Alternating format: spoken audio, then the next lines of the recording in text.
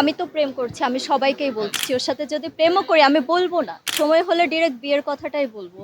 বাচ্চা সহ আসবো। আমি যে ভাইরালের উপরেই চলছি, গা ভাসিয়ে চলছি এটা না। আমি যেখানেই যাই আমাকে বলে, "ওই আপু আপনি প্রতিবাদী আপুটা, প্রতিবাদী আপু।" ওই ছেলের নাম বললে ওই ছেলেটা ভাইরাল হবে। ওকে আমি ভাইরাল করতে চাই না।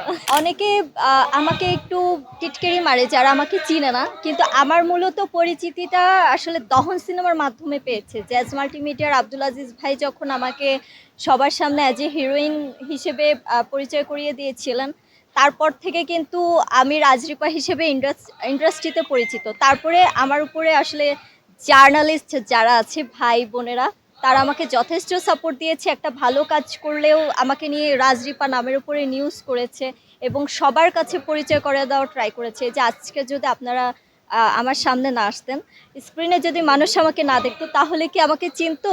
কখনোই না। কারণ সিনেমা করেছি, ৩টা সিনেমা করেছি, একটা রিলিজ হয়েছে আর সামনে মুক্তি সিনেমা রিলিজ হবে।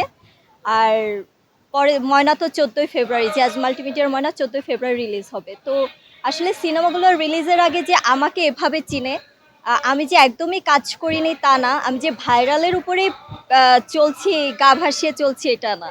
আমি কিন্তু ভাইরাল ছাড়া আমি অনেক কাজ করেছি। সাকিব আল হাসান ভাইয়ের সাথে আপনার অপ্পো বিজ্ঞাপন করেছি। সেটা দিয়ে যথেষ্ট পরিমাণে আমাকে মানুষ চিনেছে, আমার প্রশংসা করেছে এবং আমি এর আগে ক্রিকেটের উপরে আমি বিজ্ঞাপন করেছি এবং প্রত্যেকটা বিজ্ঞাপনেই কিন্তু আমি চ্যালেঞ্জিং ক্যারেক্টার প্লে করেছি, যার কারণে মানুষ সেটা পছন্দ করেছে, পজিটিভলি নিয়েছে। কিন্তু আমার ওই যে একটা বদনাম মানে ৪ মারা নিয়ে, এটা নিয়ে হয়তো আমি বাচ্চাদের মতো ওই সিচুয়েশন অনুযায়ী বাচ্চাদের মতো কান্নাকাটি করেছি, যার কারণে মানুষ একটু নেগেটিভ হিসেবে দেখেছে। তবে বেশিরভাগ মানুষ আমাকে পজিটিভলি প্রতিবাদী মেয়ে হিসেবে চিনে। আমি যেখানেই যাই আমাকে বলে, "ওই আপু আপনি প্রতিবাদী আপুটা, প্রতিবাদী আপুটা।" তো এটা শুনতে আমার আসলে ভালো লাগে, খারাপ লাগে না। আর আমি নিজেকে লাকি মনে করছি যে আমার সিনেমার আগে আমার নামটা চলে আসছে। তবে একটা জিনিস ভালো, আমি নাটক ইউটিউব দিয়ে আসলে আহ, পরিচিতি লাভ করতে আসিনি বা পরিচিতি লাভের আশায় বসে নেই। তাহলে আমি রেগুলার নাটকে ছোট পর্দায় কাজ করব। আমি বড় পর্দায় সিনেমা দিয়ে অ্যাজ এ হিরোইন হয়ে দর্শকের সামনে আসতে চাই। ইনশাল্লাহ ১৪ই ফেব্রুয়ারি আমাকে বড় পর্দায় দেখবেন অ্যাজ এ হিরোইন। তারপর বাকিটা অন্যান্য সিনেমায় দেখতে পাবেন। হ্যাঁ, আমি তো প্রেম করছি, আমি সবাইকেই বলছি আমি প্রেম করছি। এটা তো নতুন কিছু না। এখন অনেকেই শিশির সর্দার মনে করছে যে ওর সাথে প্রেম করছি। ওর সাথে যদি প্রেমও করি আমি বলবো না। আমি বলব না যে আমি শিশির সর্দারের সাথে প্রেম করছি। শুধু আমি এতটুকু বলবো আমি প্রেম করছি, কিন্তু কার সাথে করছি এটা বলবো না। এটা যখন বলার সময় হবে তখন বলবো। আর এখন বলাটা আমার মনে হয় না ঠিক হবে।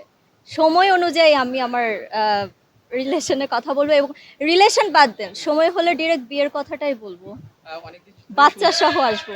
বাচ্চা সহ আসবে, আচ্ছা ঠিক। ভালোবাসা বলতে অনেক কিছুই বোঝায়। ভালোবাসা একটা অলৌকিক এনার্জি। একটা ছেলে মেয়ে, মেয়ে ছেলে দুজনের মনের মধ্যে একটা মিলন থাকে। তারপর অনেক কিছুই হয়। ভালোবাসার যদি পার্থক্য দেই, তাও এটা বলে শেষ হবে না। এর যদি বর্ণনাও দিতে যাই তাও শেষ করে পারবো না। শুধু একটা কথাই বলবো যে আমার কাছে ভালোবাসা মানে আমি একটা মানুষকে ভালোবাসবো, যেখানে তার মাঝে শুধু আমার পৃথিবীটাই দেখবো। আচ্ছা, প্রথম কবে ভালোবাসার চিঠি পেয়েছিলেন?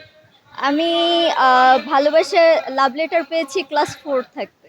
প্রথম প্রেমের লেটারটা কার কাছ থেকে পেয়েছিলেন? ওই ছেলের নাম বললে ওই ছেলেটা ভাইরাল হবে। ওকে আমি ভাইরাল করতে চাই না। আহ, এই পর্যন্ত কেমন হতে পারে আপনার কাছে প্রেমের অফার এসেছে?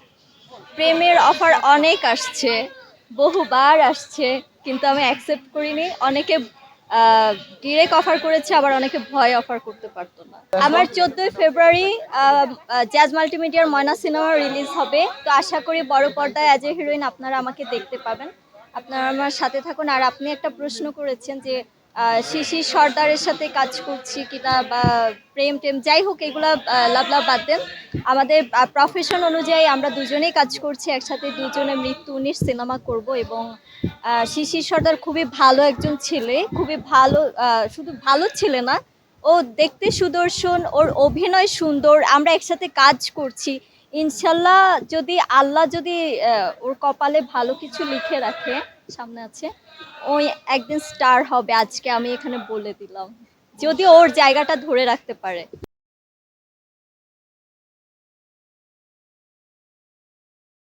সিজন অফার ওয়ালটন ফ্রিজ কিনে পেতে পারেন 20 লক্ষ টাকা, রয়েছে কোটি কোটি টাকার নিশ্চিত উপহার।